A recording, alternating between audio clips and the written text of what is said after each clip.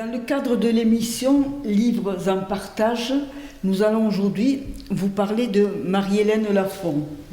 La 43e édition du Mai du Livre a comme invitée d'honneur Marie-Hélène Lafon, écrivaine, prix Renaudot en 2020 pour l'histoire du Fils, prix Goncourt de la Nouvelle en 2016 pour son ouvrage intitulé Histoire. René Truss va d'abord vous présenter Marie-Hélène Lafon et ensuite Josiane Herry nous lira une nouvelle. Bon, René Truss, parlez-nous de Marie-Hélène Lafon. Alors, très rapidement, la lecture me paraît encore plus importante, mais vous savez comment on aime lire et que les gens aiment entendre lire. Voilà. Alors, on le fait beaucoup. Pour Marie-Hélène Lafon, le plaisir est intense de lire ces textes. Elle est issue d'un milieu paysan du Cantal. Elle a vécu dans un village haut perché, à 1000 mètres. Elle a gardé les vaches. Elle a traité le lait, je pense aussi. Elle est partie au collège, au lycée. Et puis elle a fait ses études. Elle est maintenant professeure agrégée. Et elle a à son actif beaucoup d'ouvrages, 16 ou 17 je pense, romans, nouvelles et essais. Voilà. Et elle avoue avoir souvent commencé ses œuvres par des nouvelles. Et il y a des nouvelles qui se sont transformées après en romans. Voilà. Alors ce qui la caractérise, c'est que jusqu'à maintenant, elle a parlé surtout du milieu paysan qu'elle a vécu, mais elle le fait d'une manière très originale, sans idéaliser. Elle soigne l'écriture, c'est pas étonnant qu'elle soit influencée par Flaubert, et elle nous fait comprendre que ces hommes qui vivent un peu particulièrement, eh bien, ils sont de portée universelle. Et Josiane Herry a choisi de vous lire une nouvelle, La Maison Santoire. Ils trouveront tout après. J'ai bien chaud l'hiver. Ils ont beau dire, ils peuvent tournicoter et fouinasser. C'est la maison Santoire ici, depuis 4 générations. Et ça tient encore. Ça tient debout. C'est propre. C'est chaud l'hiver. Il sait y faire, le vieux. C'est tout sec comme du bois. Jamais malade, droit, sec, net, rasé chaque matin avant 8 heures, et les habits repassés. Des habits pour 1000 ans, il a le vieux. Il use pas, il use plus rien. Des habits, des draps, des serviettes, ce qu'il faut tout dans les armoires pour 1000 ans. Ils trouveront après. Ils les trouveront. Ils voudraient qu'une femme vienne pour le ménage. Ils disent quelques heures par semaine. Un homme tout seul, il faut ça pour le confort. Une personne qui viendrait et la compagnie.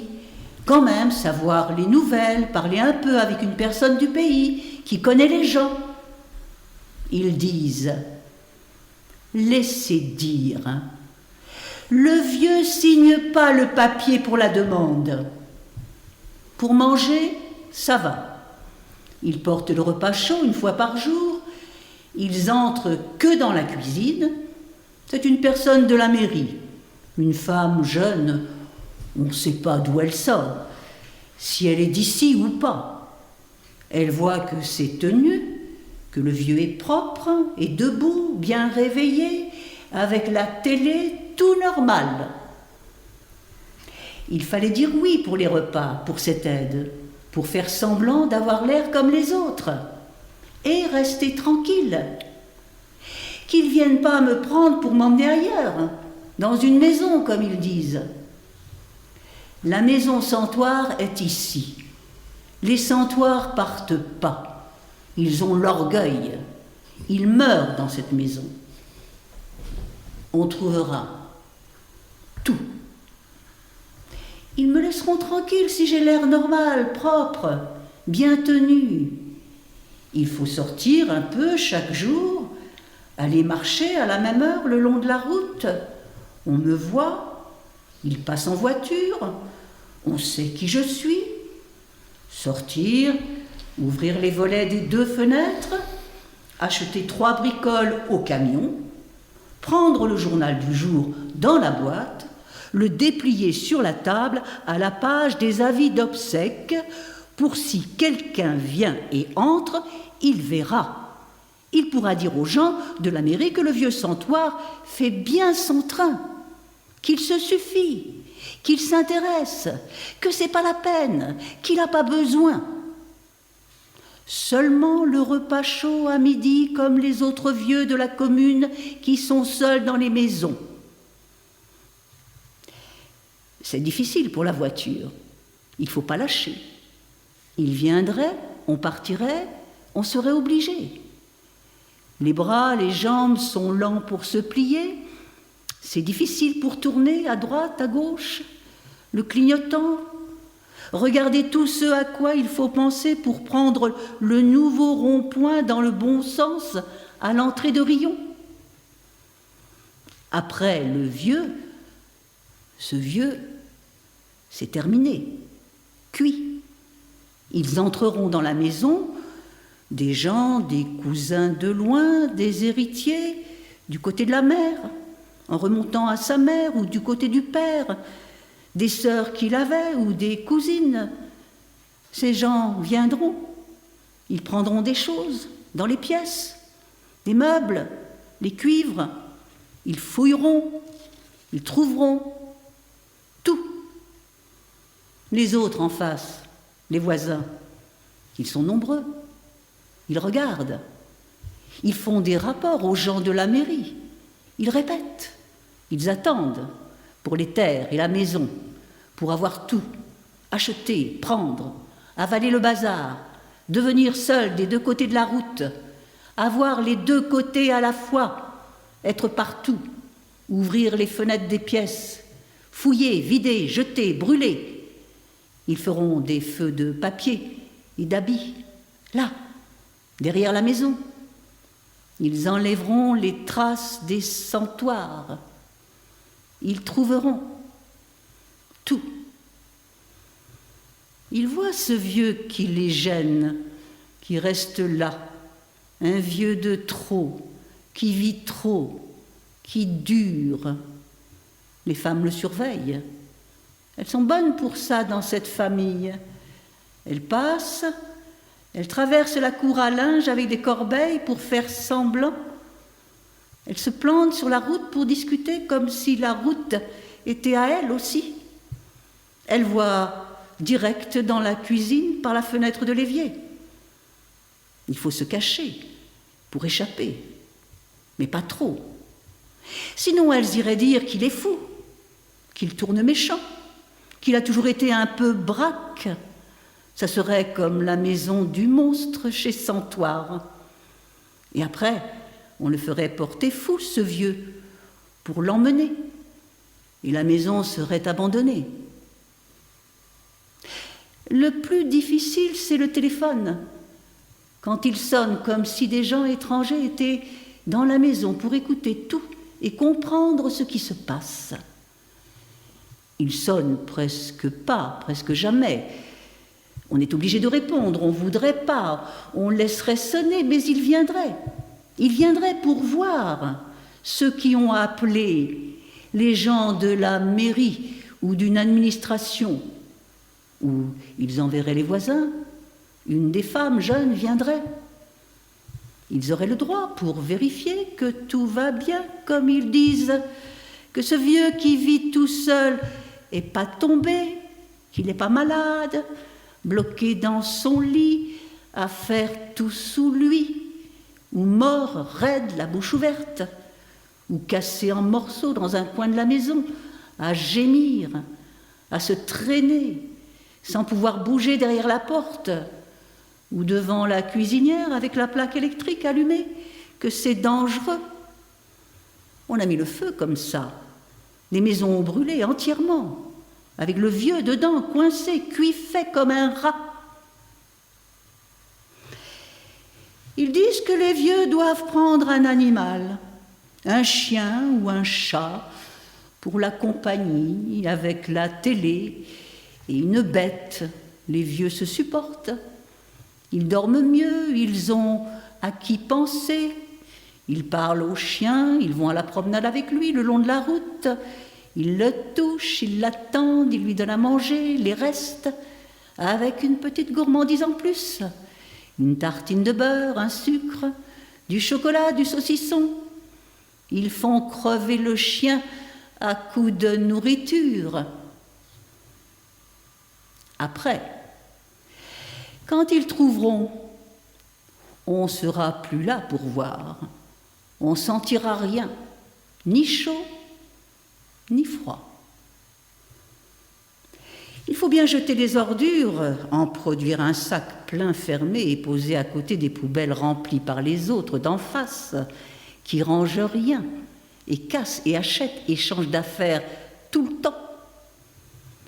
Ce vieux a son sac fermé en plastique noir solide.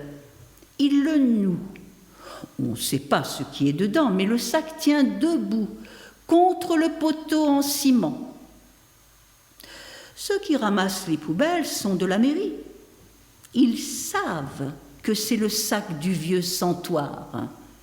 Ça suffit pour montrer qu'il vire pas fou à garder ses ordures chez lui, à les entasser dans des coins où elles sentent mauvais avec des rats, des blattes et d'autres bêtes molles et plates qui grouillent et se mettent dans les tas quand on lave plus, quand on est débordé, la complète débandade, quand on peut plus faire, se suffire, comme ils disent. Je me suis suffi dans la vie, c'est comme ça. Les ordures me gagneront pas. Dans le journal, ils avaient parlé d'une femme du côté de Saint-Flour qui avait vécu dans ses ordures. On l'avait retrouvée morte sur le fauteuil. Elle n'allait plus dans aucune pièce. Tout était plein de choses entassées.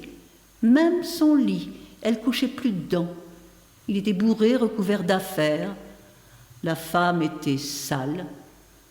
Il ne disait pas si les bêtes l'avaient attaqué.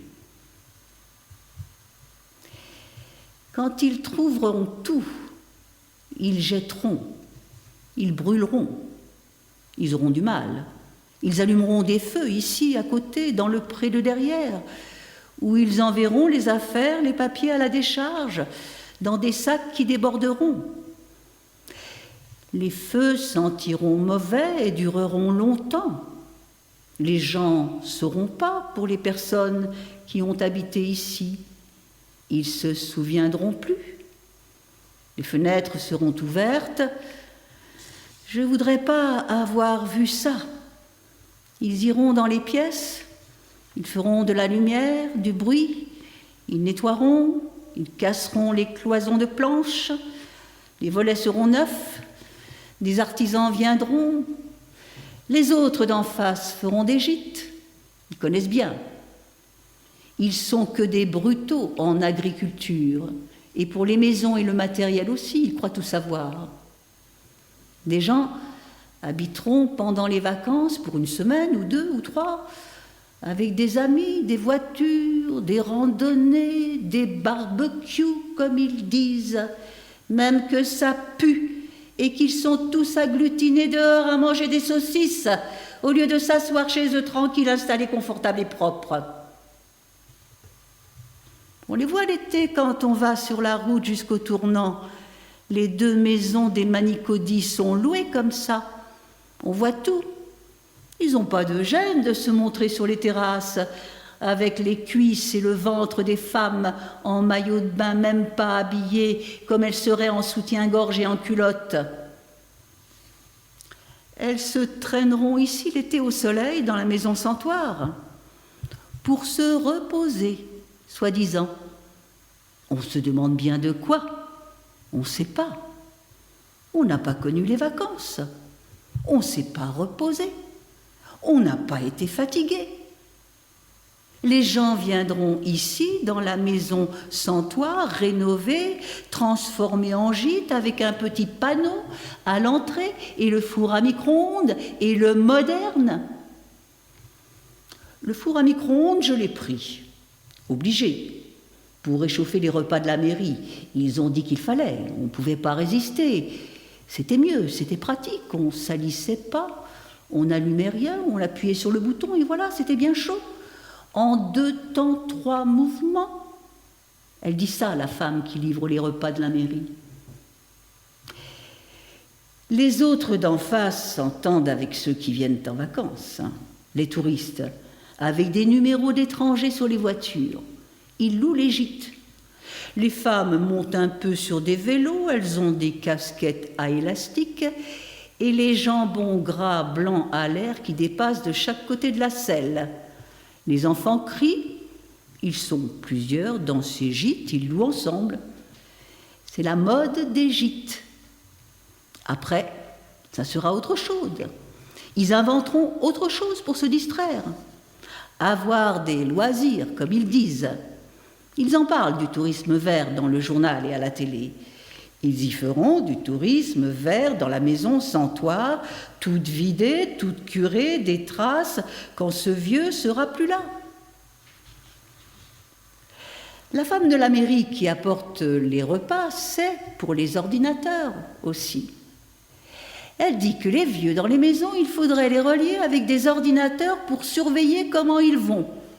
S'ils tiennent le coup, elle en parle de ça.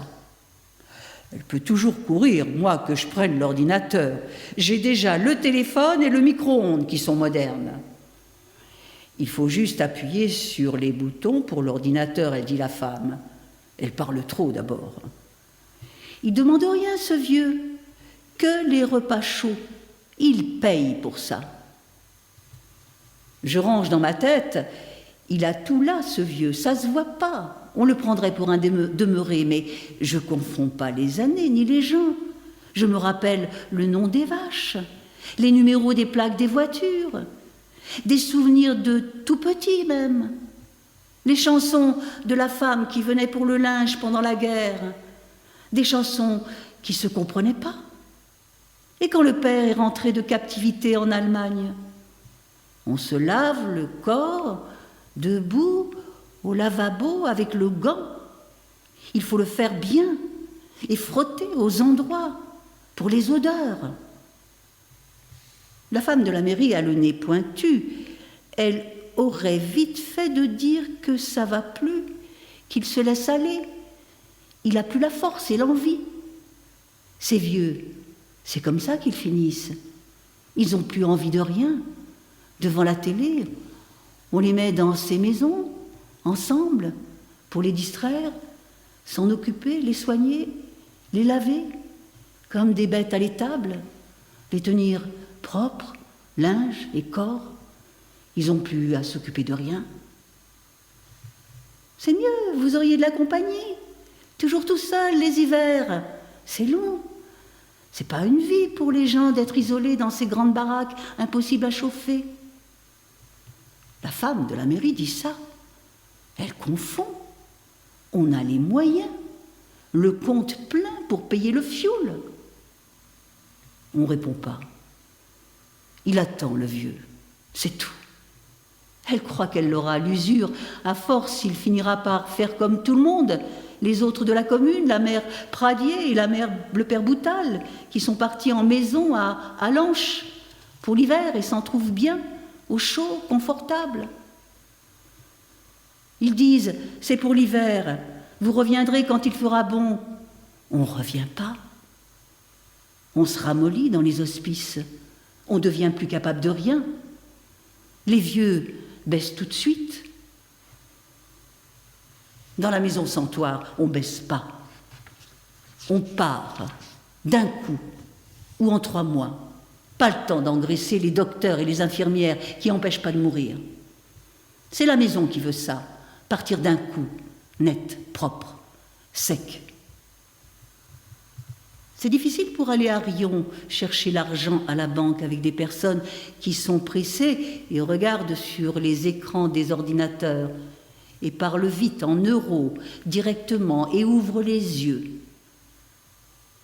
Elle s'énerverait quand elle voit que ce vieux comprend pas, qu'il n'a pas compris tout de suite, ou alors il fait semblant. Des femmes jeunes qui s'énerveraient comme si elles étaient fatiguées. Fatiguées de quoi? À rester assises toute la journée, derrière le guichet, dans le bureau bien chauffé, pomponné, faut voir comme, et payé pendant les congés, en veux-tu, en voilà, toujours à se plaindre, à réclamer le beurre et l'argent du beurre. On voit qu'elles n'ont jamais été au cul des bêtes. Elles savent pas le vrai travail comment c'est, jamais finir.